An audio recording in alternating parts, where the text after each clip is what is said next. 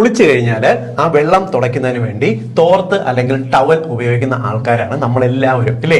കുളിച്ചു കഴിഞ്ഞാൽ എത്രയും പെട്ടെന്ന് നമ്മൾ തല തോർത്തിയ ശരീരം തുടച്ചെടുക്കുക ഈ ഒരു രീതിക്ക് നോക്കുന്നുണ്ട്. അതിനുപയോഗിക്കുന്ന തോർത്തിന്റെ അല്ലെങ്കിൽ ടവലിന്റെ ക്വാളിറ്റി പലരും ശ്രദ്ധിക്കാറില്ല. എന്നാൽ ടവൽ അഥവാ തോർത്ത് നമ്മൾ ഉപയോഗിക്കുന്ന സമയത്ത് ശ്രദ്ധിക്കേണ്ട ഒരുപാട് കാര്യങ്ങളുണ്ട്. ഇല്ലെങ്കിൽ നമുക്ക് പലവിധ ആരോഗ്യ പ്രശ്നങ്ങൾക്ക് ഇത് തന്നെ ഒരു പ്രധാന കാരണമാകും. ഏറ്റവും പ്രധാനമായിട്ട് നിങ്ങൾ ടവൽ ഉപയോഗിക്കുന്നവരാണെങ്കിൽ, ടവൽ എന്ന് പറഞ്ഞാൽ വളരെ സോഫ്റ്റ് ആണ്, അതിനകത്ത് വളരെയധികം സോഫ്റ്റ് ആയിട്ടുള്ള മൈക്രോ ലെയേഴ്സ് തുണികൾ അടങ്ങിയിട്ടുണ്ട്.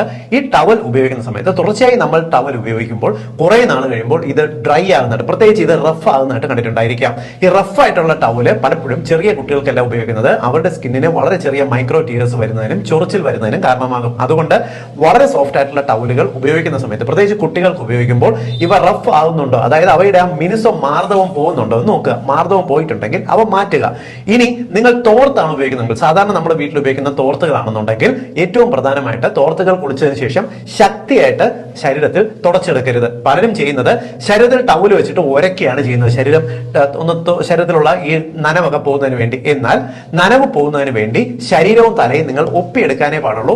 വളരെ ശക്തിയായിട്ട് സ്കിന്നിൽ ഉരയ്ക്കരുത്. കാരണം തോർത്ത് ഉപയോഗിച്ച് സ്കിന്നിൽ ഉരയ്ക്കുമ്പോൾ നമ്മുടെ കുതിർന്നിരിക്കുന്ന സ്കിന്ന് വളരെയധികം സോഫ്റ്റ് ആയിരിക്കുന്നതുകൊണ്ട് തന്നെ വളരെ പെട്ടെന്ന് അതിന്റെ സ്കിന്നിൽ അബ്രേഷൻസ് ഉണ്ടാകുന്നതിനും സ്കിന്നിൽ ചൊറിച്ചിൽ, ഇറിറ്റേഷൻ പോലുള്ള പ്രോബ്ലംസ് വരുന്നതിനും കാരണമാകും. അതുകൊണ്ട് തോർത്ത് ഉപയോഗിച്ച് കഴിഞ്ഞാൽ ഒപ്പിയെടുക്കാൻ മാത്രമേ പാടുള്ളൂ. ശക്തിയായിട്ട് ശരീരം ഉരച്ച് തുടച്ച് എടുക്കാതിരിക്കാൻ ശ്രദ്ധിക്കണം.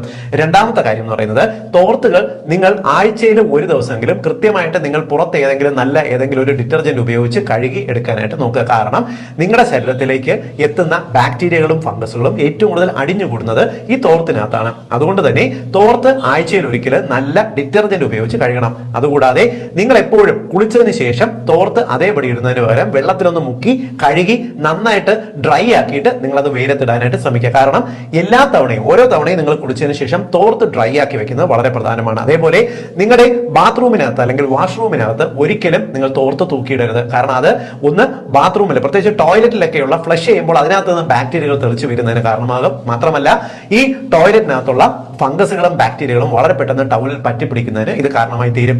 ഇത് മാത്രമല്ല, നമ്മൾ ടവല് സൂക്ഷിക്കുന്ന സ്ഥലങ്ങൾ എന്ന് പറയുന്നത് എപ്പോഴും വളരെ ഉണങ്ങിയ ഡ്രൈ ആയിട്ടുള്ള സ്ഥലങ്ങൾ ആയിരിക്കാനായിട്ട് ശ്രദ്ധിക്കണം. ടവൽ ഉപയോഗിക്കുന്ന സമയത്ത് പലപ്പോഴും ഒരു മാസം എല്ലാം കഴിഞ്ഞാലോ 2 മാസം കഴിഞ്ഞാലോ അതിൽ ചെറിയ നിറവ്യത്യാസങ്ങൾ വരാം. നിറവ്യത്യാസങ്ങൾ പലപ്പോഴും ഒരു ഇരുണ്ട നിറത്തിൽ കാണുകയാണെന്നുണ്ടെങ്കിൽ അതിനകത്ത് ഫംഗസുകൾ വളരുന്നതാണെന്ന് മനസ്സിലാക്കി ഉടനെ ആ തോർത്തുകൾ മാറ്റാനായിട്ട് ശ്രദ്ധിക്കുക. അപ്പോൾ നിങ്ങൾ ഉപയോഗിക്കുന്ന തോർത്തിലോ ടവലിലോ ശ്രദ്ധിക്കേണ്ട കാര്യങ്ങൾ എന്തെല്ലാമെന്ന് മനസ്സിലായില്ലേ? എല്ലാ കുടുംബത്തിന്റെ അറിവിലേക്കായിട്ടൊന്ന് ഷെയർ